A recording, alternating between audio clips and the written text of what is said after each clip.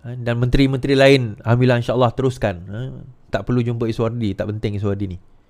Tapi teruskan kerja yang baik ini, jadikan Salahuddin ni sebagai contoh terbaik. Jadikan beliau sebagai contoh, sebagai motivasi kepada kita untuk melakukan kerja lebih. Bukan menteri je, kita semua ni. Bahawa kalau orang setinggi beliau boleh melakukan tugas sebaik itu, sanggup turun. Orang yang bekerja keras, tuan-tuan. Dia boleh ambil pendirian untuk nak rehat, duduk, goyang kaki. Dah menang kan? Kalau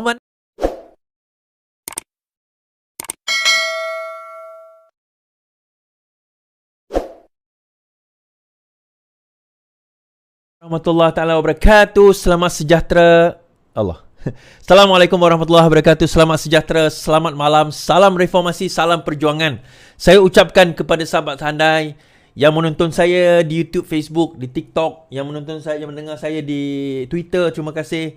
Tolong retweet dan tolong apa orang kata share, share, insyaallah tap-tap, kita tap-tap malam ni insyaallah.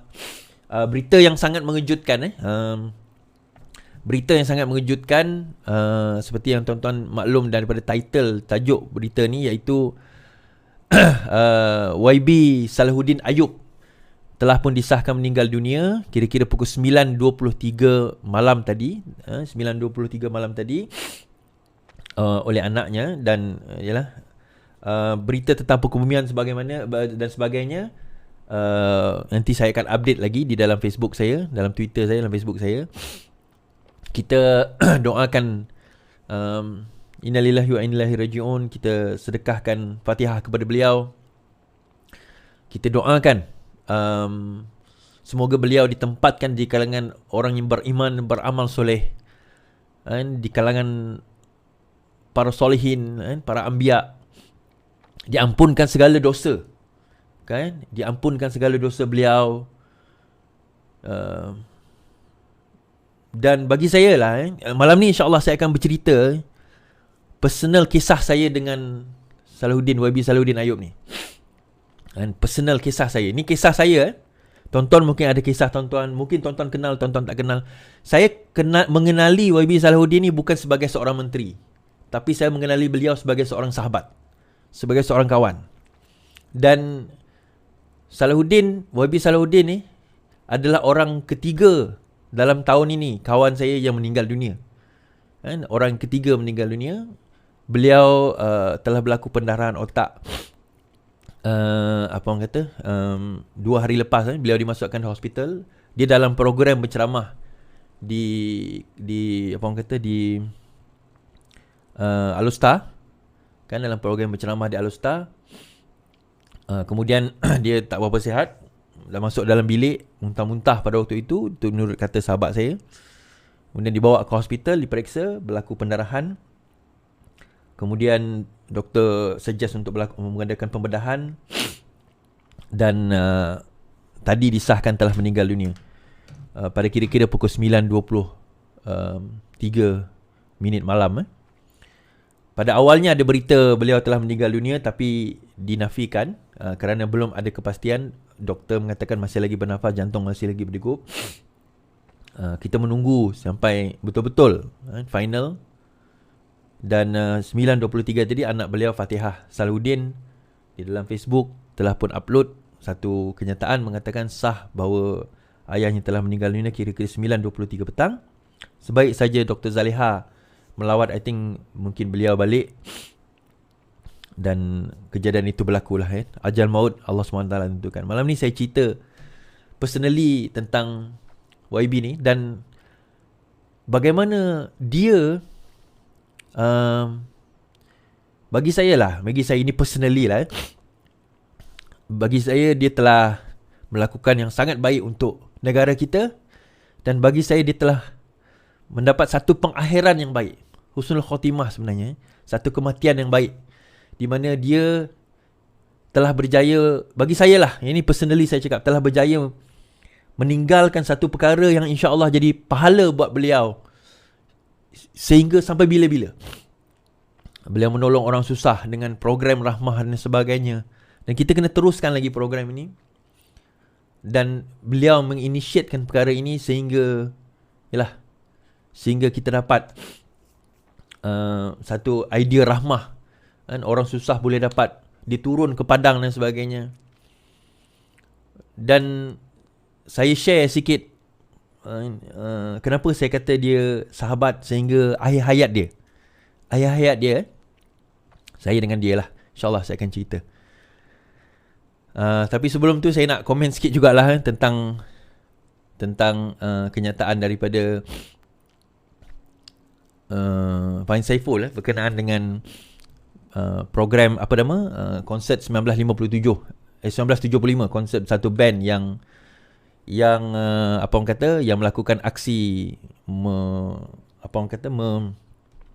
yang cuba nak mencabar kedaulatan undang-undang di negara kita, dan akhirnya dihentikan oleh Fahmi Fazil. Dihentikan oleh Fahmi Fazil konsert tersebut, dan juga 2 hari program tersebut pun dihentikan. Dan akhirnya yalah, dengan tegasnya kerajaan ini mengambil tindakan. Thank you Fahmi Fazil mengambil tindakan.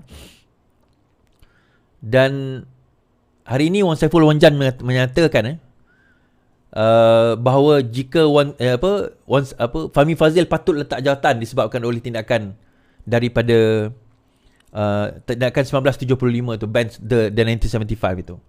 Tapi timbalan Menteri Menteri KKD mengatakan bahawa, kan, jika Wan Saiful didakwa rasuah, logikkah Menteri KDN letak jawatan?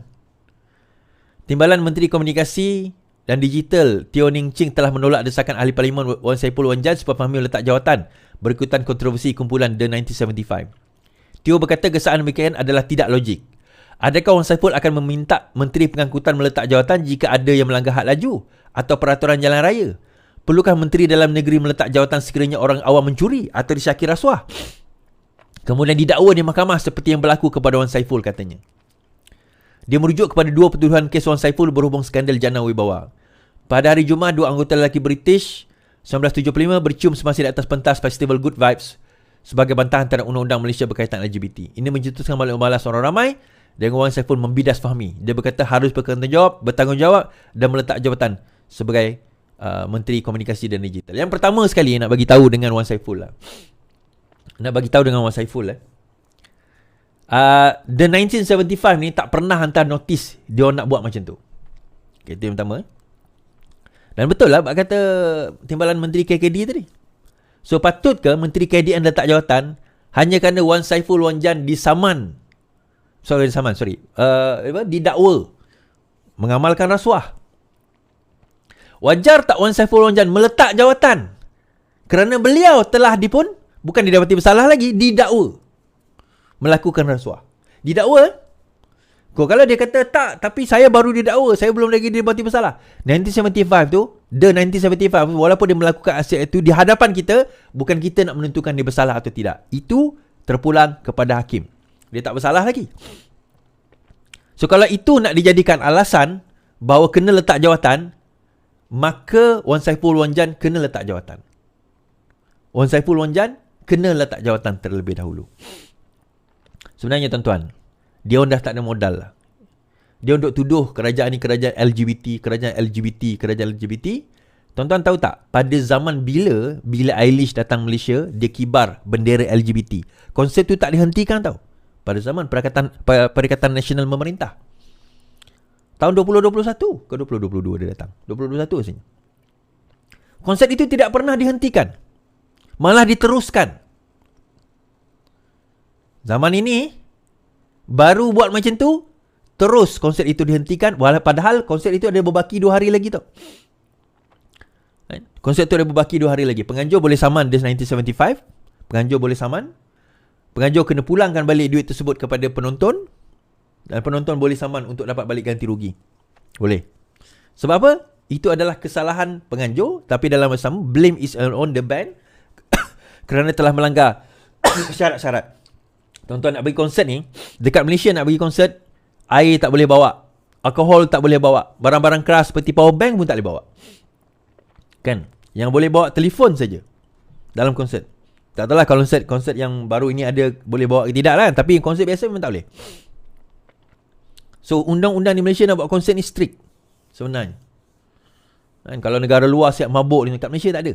Kat luar lepas tu nak mabuk, itu terpulang pada dia lah. Tapi dalam konsep tu tidak dibenarkan membawa barang-barang tersebut, terlarang. So dia buat aksi tersebut, apa kena mengena dengan Fahmi Fazil? Dia tak hantar notis saya dia nak buat aksi tersebut. Bukan dia hantar notis nak bagi tahu. So kita nak bawa hujahan kita bagaimana kerajaan ini menjaga integriti kedaulatan undang-undang. Bagaimana menteri-menteri kita menjaga integriti dan kedaulatan undang-undang, tuan-tuan.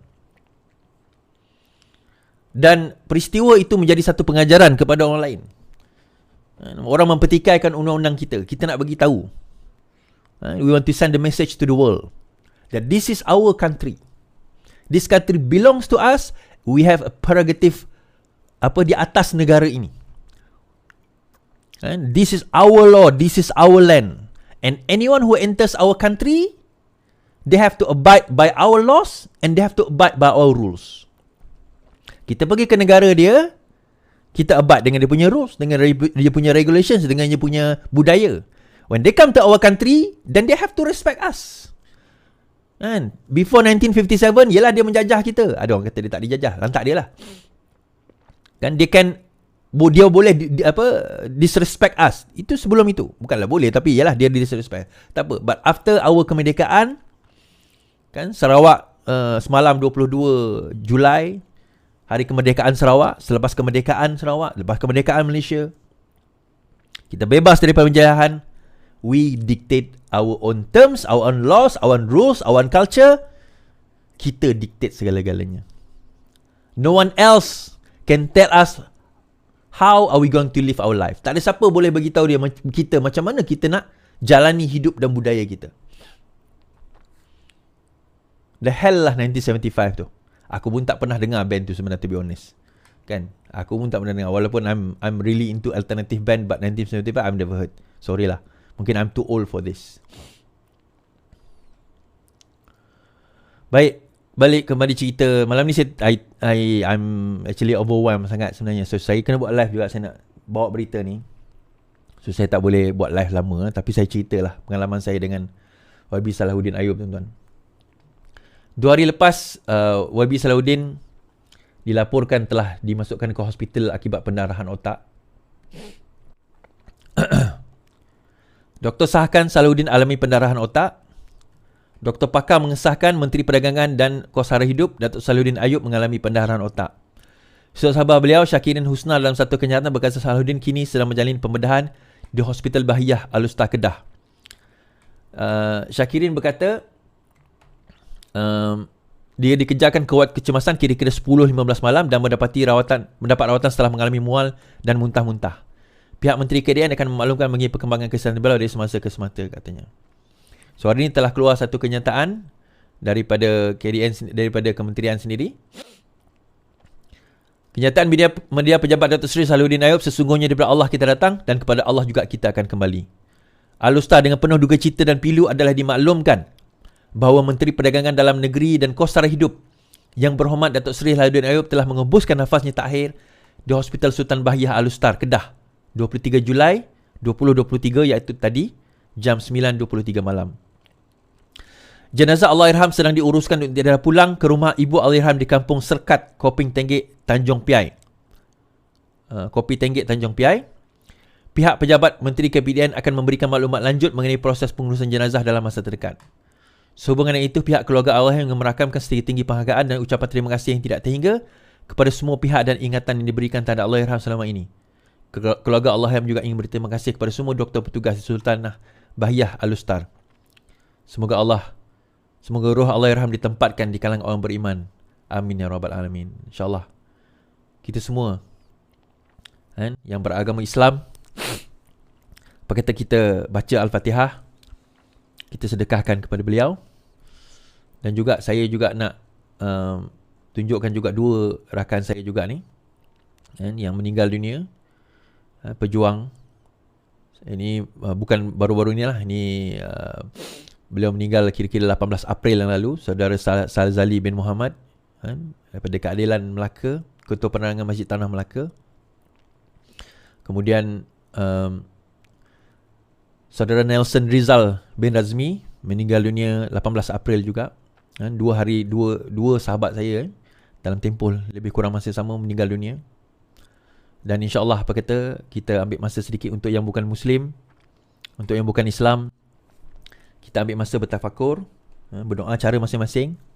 Tapi untuk yang Islam apa kata, kita sama-sama membacakan Al-Fatihah dan kita niat sedekahkan pahala Fatihah itu kepada Allahyarham si mati, Allahyarham sahabat-sahabat kita yang saya sebutkan tadi dan juga yang lain-lain insyaAllah. Al-Fatihah. A'udzubillahi minasyaitanir rajim. Bismillahirrahmanirrahim. Alhamdulillahirabbil alamin. Arrahmanirrahim. Maliki yaumiddin. Iyyaka na'budu wa iyyaka nasta'in. Ihdinas siratal mustaqim. Siratal ladzina an'amta 'alaihim ghairil maghdubi 'alaihim waladdallin.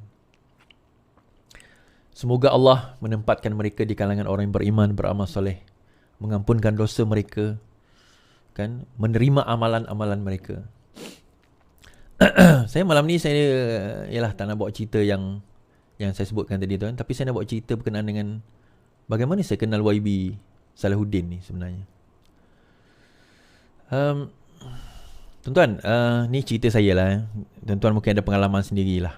Macam mana tuan-tuan kenal dan sebagainya kan. Ni nak dengar tak apalah kan. Sebenarnya saya mengenali watak YB Salahuddin Ayub ni, saya tak pernah berjumpa dengan beliau sebelum ini. Sebelum ini saya tak pernah kenal. Kami cuma kenal melalui politik dan saya kenal dia sebab ialah dia pimpinan dalam amanah. Dia orang tertinggal dalam amanah sebagainya. Saya tak pernah kenal beliau secara personal, secara rapat. Dan saya mengenali politik beliau bertahun, daripada dulu, daripada zaman PAS lagi. Dan beliau mengenali saya pun baru tahu beliau mengenali saya sebab saya selalu buat live lah. Dia kata live Iswardi bagus dan sebagainya. Tapi saya nak cerita peribadi YB Salahuddin ni. Saya nak cerita. Malam ni saya cerita, tuan-tuan. Pertemuan kira-kira yang betul-betul saya bertemu dengan beliau ialah dalam satu program di Genting pada masa itu, bukan atas Genting tu, dekat bawah tu. Satu hotel lah di program yang dianjurkan oleh satu NGO lah. Dan beliau hadir, YB Salahuddin hadir. Dan itulah kali pertama saya berjumpa. Tahun ini juga sebenarnya saya baru jumpa.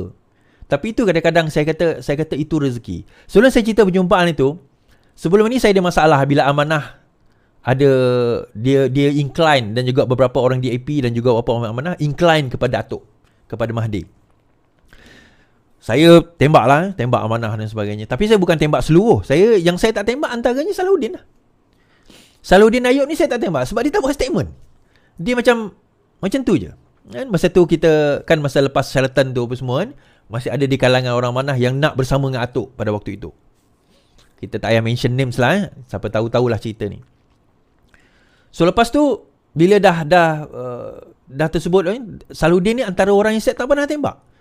Sebab dia tak pernah pun nak kata setuju tak setuju, tak pernah. So saya nampak politik Allahyarham YB Salahuddin ni lain, tuan-tuan. Tapi saya tak kenal dia lah, saya tak rapat dia, tak pernah jumpa dia dan sebagainya.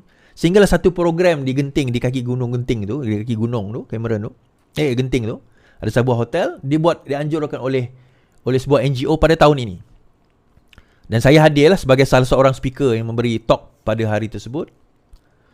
Dan YB masa tu kat atas, dia tengah bercakap. Saya duduk dekat barisan kedua tau.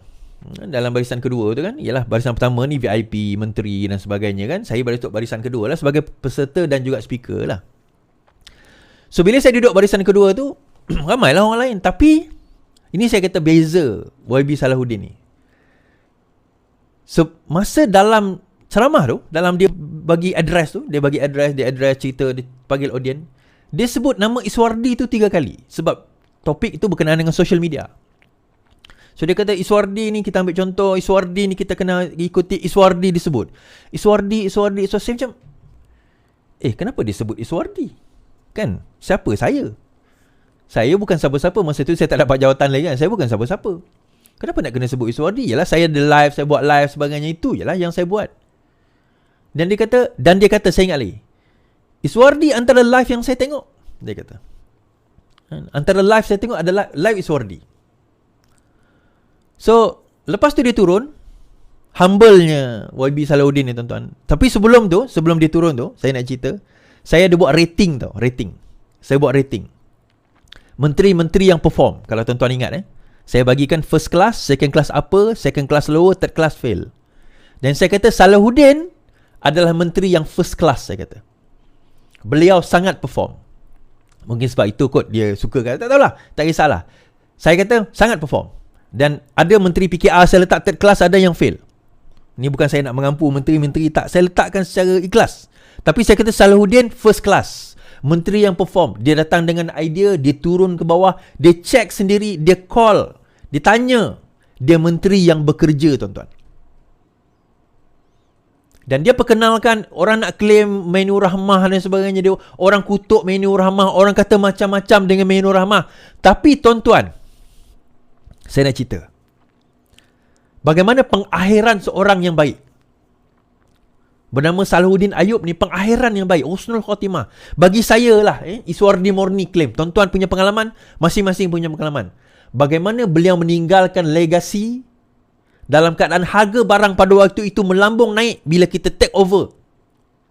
Dia meninggalkan harga legasi supaya ada penetapan makanan kurang daripada RM5 dengan nutrition yang ada karbohidrat, ada sayur, ada protein dan ada air kurang daripada RM5. Siapa yang mulakan, tuan-tuan? Salahuddin Ayub. Tuan-tuan, dia mungkin tak bagi makan orang miskin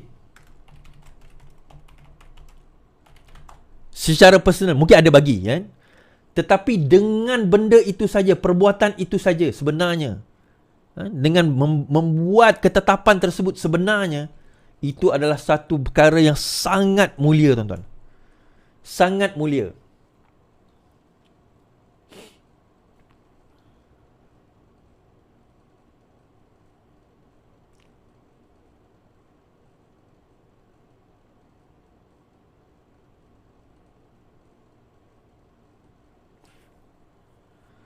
Sangat mulia.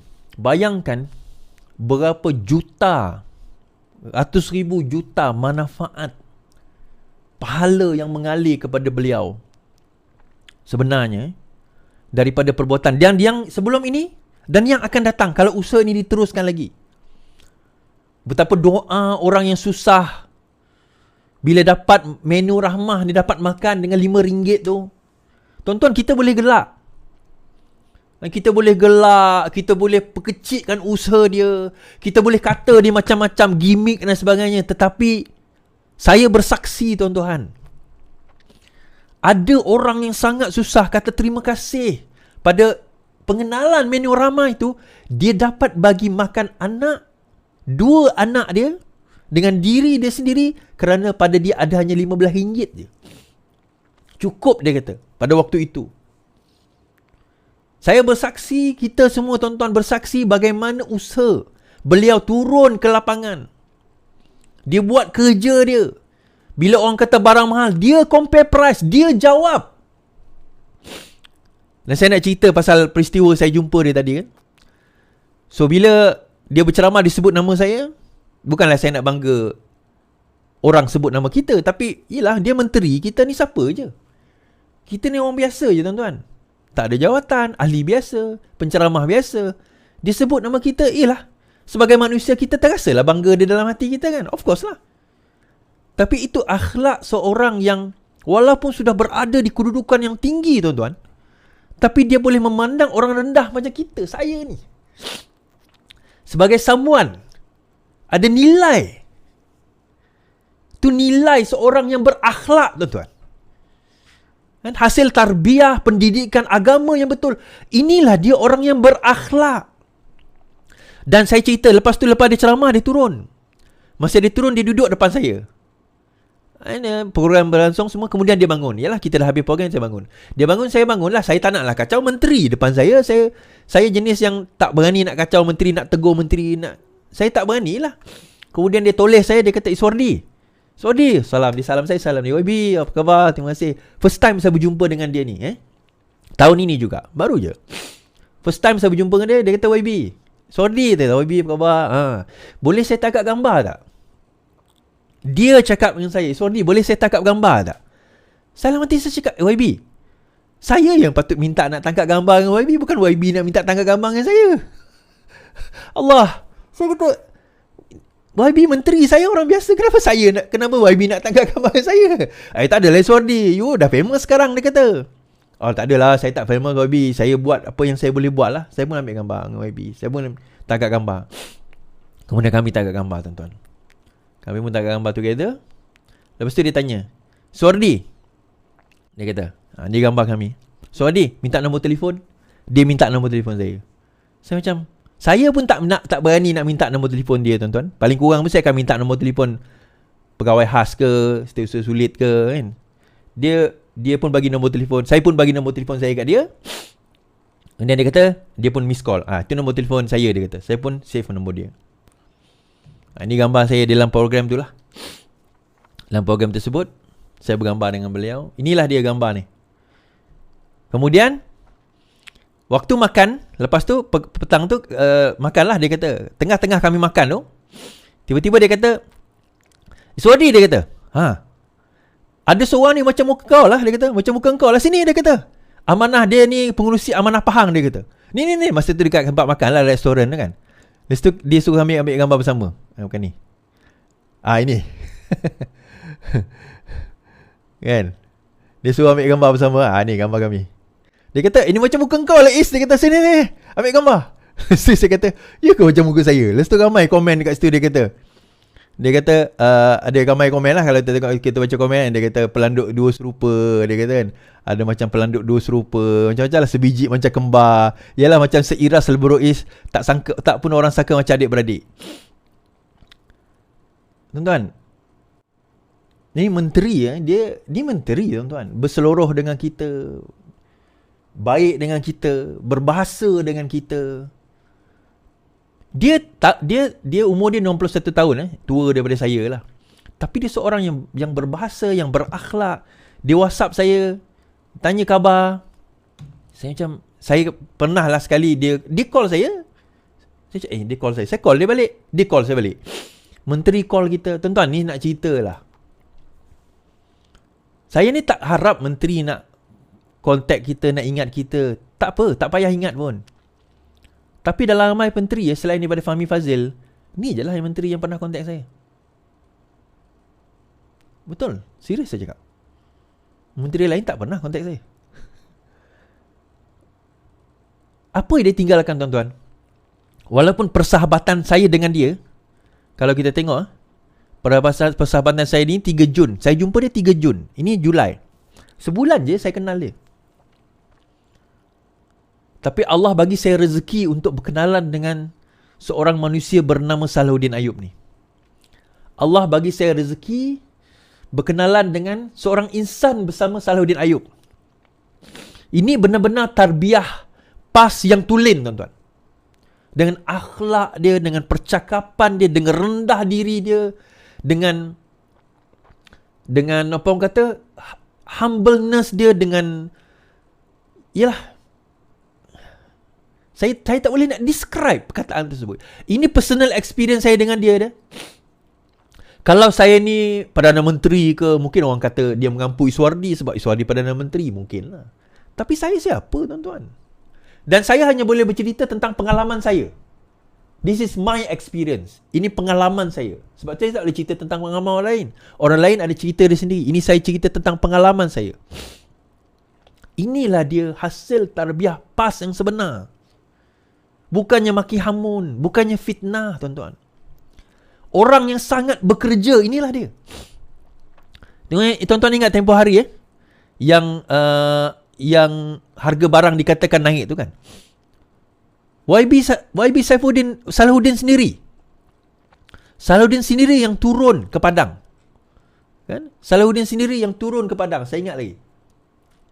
Pada waktu itu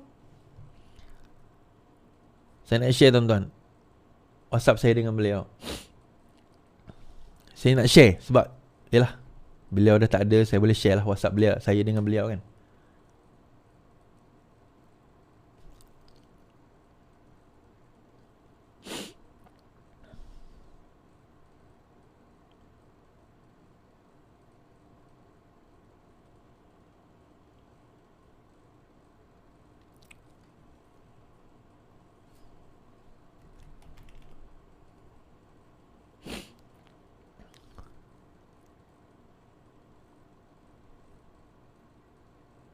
Sorry, sekejap. Saya tak boleh share WhatsApp ni.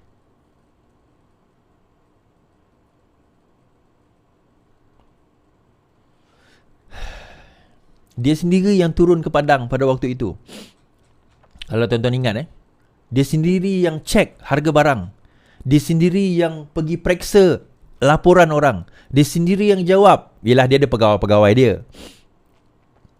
Dan yang saya paling ralat, tuan-tuan, ini saya paling ralat lah, pada kira-kira minggu lepas, 2 minggu lepas, beliau call saya, WhatsApp lah, beliau call saya. Dia kata, Iswardi, apa kata kita pergi ngeteh, dia kata. Saya kata saya kata kat dia, YB bila? Dia kata esok ke? Saya kata minta maaf YB, esok saya busy. Allah, kadang-kadang tuan-tuan, bila Tuhan bagi peluang, memang saya ada hal, yalah, saya tak boleh nak nafikan saya ada hal pada waktu itu. Tapi yalah, Tuhan tak bagi saya peluang untuk jumpa beliau buat kali terakhir, dan rezeki saya jumpa beliau adalah pada program itulah. Kan? Pada program tersebut. Ini WhatsApp saya dengan beliau. Saya boleh tunjukkan bahagian ni saja. Ni lah, boleh lah.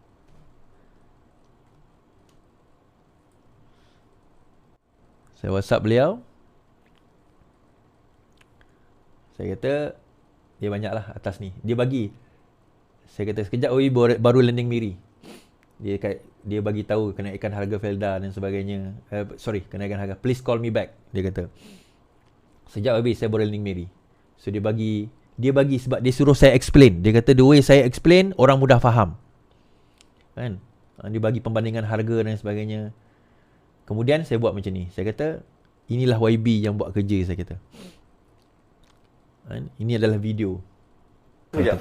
You kira sekejap. Mari you beza, kalau tidak ada diskaun, berapa harga dia? Sekejap. Okey. Okey, kita tengok macam mana seorang YB yang buat kerja, tuan-tuan. Kalau penuh ni boleh kira sekejap.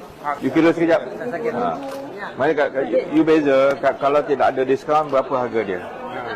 Sekejap. Okey. Sebagai contoh serama emas bihun yang 3 kilo Disember ada bihun. Sebagai contoh bihun. Sekarang dijual pada RM14.90. Sebelum ini RM15.5. Contoh. Ini bihun ya. Okey, pet gold ini. Pet gold daripada tahun 2021 sampai sekarang tidak mengalami kenaikan. Kita jual RM28.90. Ini asas rakyat ini untuk kanak-kanak. Adabi, kicap adabi lemak manis. RM4.30. Ini gitu. Yang ini. Tidak berlaku kenaikan melampau. Saji cooking oil 5 kg. Makin turun. Daripada 32 September 22 32.90 sen, sekarang 29.20 sen. Ni. Kalau nak kata bahawa zaman PN tak naik, tapi saya tak main permainan itu Tapi oleh kerana mereka serang kita, okey kita cakap zaman mereka 32.90 sen, sekarang boleh turun sampai RM29.20. Season soya.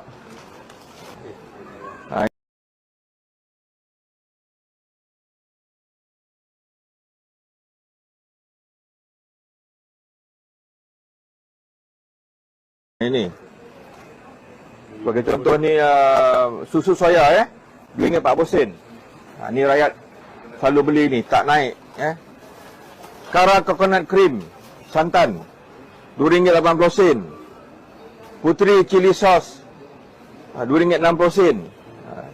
Jadi ini semua pada kadar yang saya rasa semua boleh saksikan masih dijual pada paras harga yang berpatutan dan tidak berlaku kenaikan yang melampau. So ini sebahagian daripada yang saya cuba buktikan kepada rakyat di mana sekalipun. Dan beras pun alhamdulillah kita walaupun bersama dengan KPKM untuk kita buat kuat kuasa, tapi setakat ini memang kita akui memang di beberapa tempat berlaku kekurangan bekalan yang telah pun diambil tindakan oleh bahagian padi dan beras di Kementerian Pertanian. Tapi overall tidak ada krisis berlakunya kenaikan beras. Itu yang saya nak beritahu, ya, insya-Allah. Itu mengikutlah. Okey. Tuan-tuan nampak sendiri, a great loss lah bagi saya. Tapi yalah, sedangkan saya kenal beliau hanya 1 bulan je. Tapi kadang-kadang yalah, rezeki bila Allah nak bagi kan. Rezeki ni macam-macam tuan-tuan. Rezeki perkahwinan, rezeki harta, rezeki sahabat, kan? Rezeki seorang sahabat. Dan saya diberikan rezeki dapat berkawan sahaja sekejap je dengan Salihuddin Ayub ni. Sekejap je, 1 bulan je. Tapi banyak yang saya boleh belajar daripada beliau tentang seorang pemimpin, tentang seorang yang bekerja. Dan untuk makluman tuan-tuan, beliau di Kedah pada waktu itu sebenarnya adalah untuk kempen. Beliau sedang berkempen, dan sewaktu beliau sedang berkempen, dia masa mual-mual masuk ke hotel muntah, dan doktor sahkan bawa ke hospital, sahkan dah berlaku pendarahan otak 2 hari lepas. Itu 2 hari lepas. So saya harap siapa-siapa yang take over tempat beliau selepas ini, yang ambil alih, ialah kerja kita, kerja kena teruskan. Apa yang kita nak buat kena teruskan. Dan menteri-menteri lain, alhamdulillah insya-Allah teruskan. Tak perlu jumpa Iswardi, tak penting Iswardi ni. Tapi teruskan kerja yang baik ini. Jadikan Salihuddin ni sebagai contoh terbaik. Jadikan beliau sebagai contoh, sebagai motivasi kepada kita untuk melakukan kerja lebih. Bukan menteri je, kita semua ni.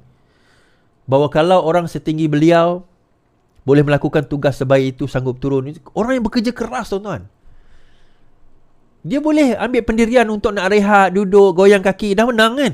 Kau pandai-pandai lah kau buat kerja. Tak sempat hari tu kan. Dia dah tak sempat hari tu sebenarnya. Tak sempat. Itulah. Ada banyak program saya rancang dengan beliau, tak sempat. Tapi tak apalah. Bagi saya, yang dah dirancang itu pahala sebenarnya untuk beliau. Pahala. Sangat besar pahala. Macam mana saya nak bantu Sarawak, macam mana saya nak bantu Semenanjung, macam mana kita nak. Banyak sebenarnya. Tapi bagi saya, biarlah itu jadi, orang kata apa, pahala buat beliau. Dan kita ni jadi saluran untuk pahala itu sampai kepada dia. Dan bila saya buat live ni tuan-tuan, bukan saya nak apa.